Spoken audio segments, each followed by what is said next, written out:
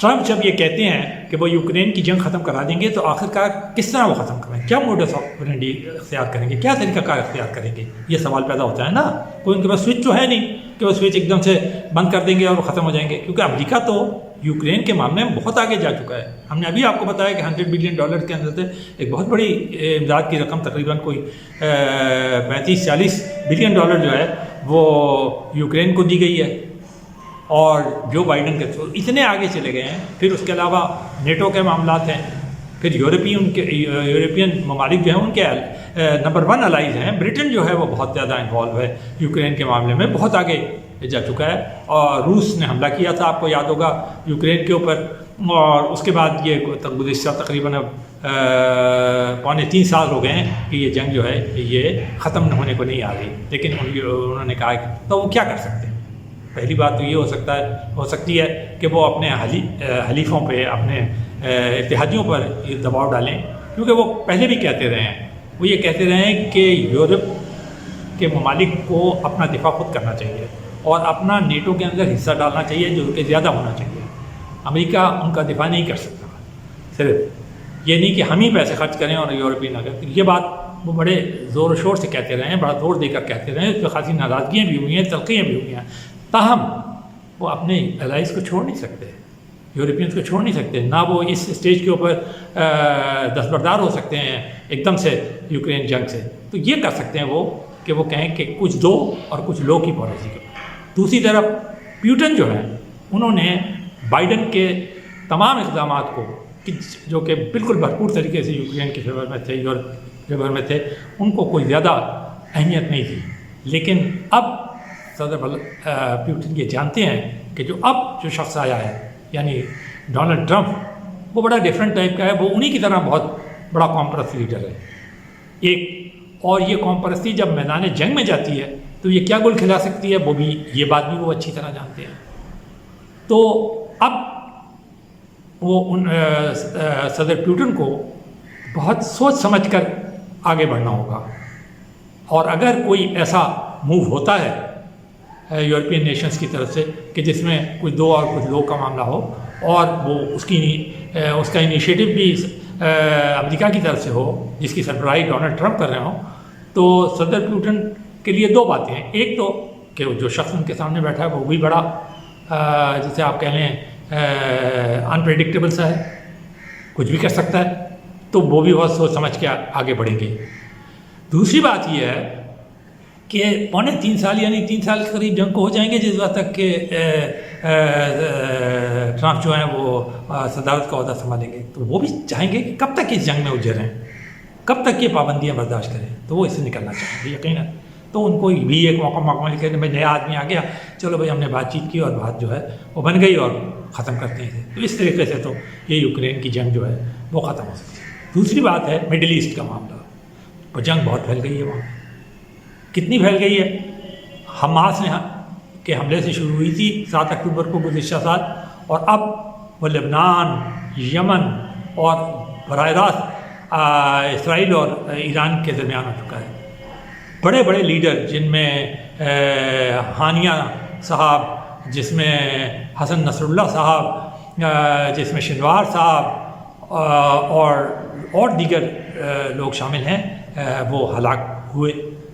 اور خاص طور پہ جو ایران کی جو سپورٹڈ ملیشیاز تھیں، یہی جن کا ہم ذکر کر رہے ہیں کہ حزب اللہ تھی، حماس تھی، یمن کے حوثی تھے، تو ان کو بڑا شدید نقصان پہنچا ہے اور اندرونی طور پہ انہیں بڑا ڈیمیج کیا گیا ہے. ان کی جو صلاحیت ہے جنگ کرنے کی، اس کو بڑا شدید نقصان پہنچایا ہے اسرائیل نے جگہ جگہ. اور پھر ابھی یہ جو کبھی 1-2 دفعہ ایران نے حملہ کیا، پھر جواباً 2 دفعہ اسرائیل نے حملہ کیا. اس میں بھی اگر اسرائیل کو نقصان پہنچا تو ادھر ایران کو بھی نقصان پہنچا ہے، اور اس کے لیے بھی سوچنے کا لمحہ ہے.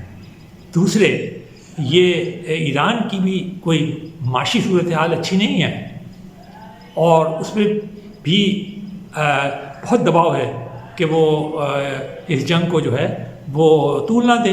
اور وہ بھی یہی چاہتا ہے، جو ان کے صدر منتخب ہوئے ہیں ان کا بھی مینڈیٹ یہ تھا کہ وہ کہتے تھے ہم سارے ملکوں جس میں مغربی ممالک شامل ہیں ان کے ساتھ مذاکرات کریں گے، بات چیت کریں گے اور ایران کی معیشت کو بہتر بنانے کی کوشش کریں گے، کوئی راستہ تلاش کریں گے۔ لیکن آپ کو یاد ہوگا کہ صدر ٹرمپ نے 2-3 بڑے شدید اقدامات کیے تھے اس معاملے کے اندر۔ ایک تو یہ کیا تھا کہ یروشلم کو آپ کو یاد ہے دارالحکومت بنوا دیا تھا، باوجود اس کے کہ اقوام متحدہ کے زیادہ تر ممالک نے اس کی مخالفت کی تھی، تو مگر صدر ٹرمپ جو تھے وہ ڈٹ گئے تھے اور انہوں نے اسے تسلیم کر لیا تھا یروشلم کو ان کی دارالحکومت اسرائیل کا۔ دوسرا قدم انہوں نے یہ اٹھایا تھا کہ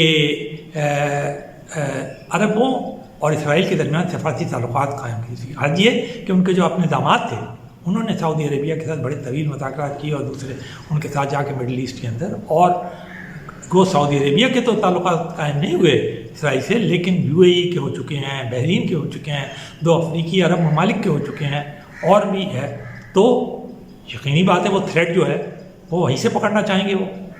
تو تیسری بات یہ ہے کہ ایران کو وہ ساری گڑبڑ یا جسے آپ کہہ لیں مڈل ایسٹ کے اندر جو وہ ہے کشیدگی پھیلی ہوئی ہے اس کی وہ جڑ سمجھتے ہیں، اور وہ نیوکلیئر ڈیل سے باہر نکل آئے تھے، جس کے بعد ایران کو پر مزید پابندیاں لگیں۔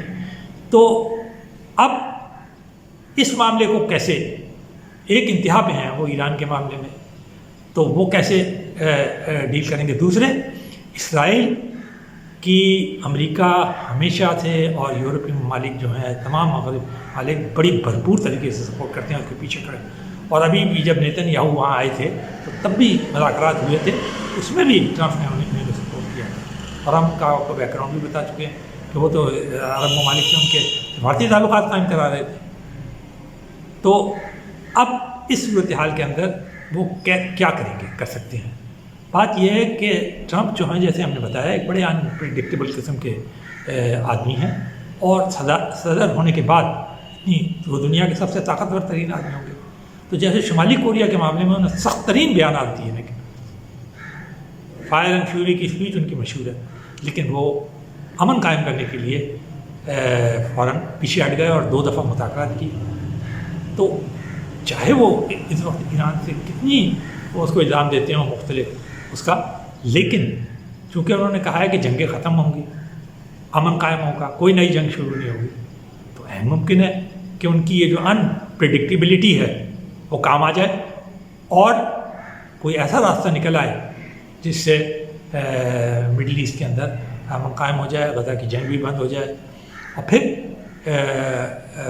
صدر ٹرمپ میں یہ خاصیت بھی ہے کہ وہ جو بات کہتے ہیں وہ اس کو کافی زوردار طریقے سے وہ بھی کرتے ہیں اور منوا بھی لیتے ہیں۔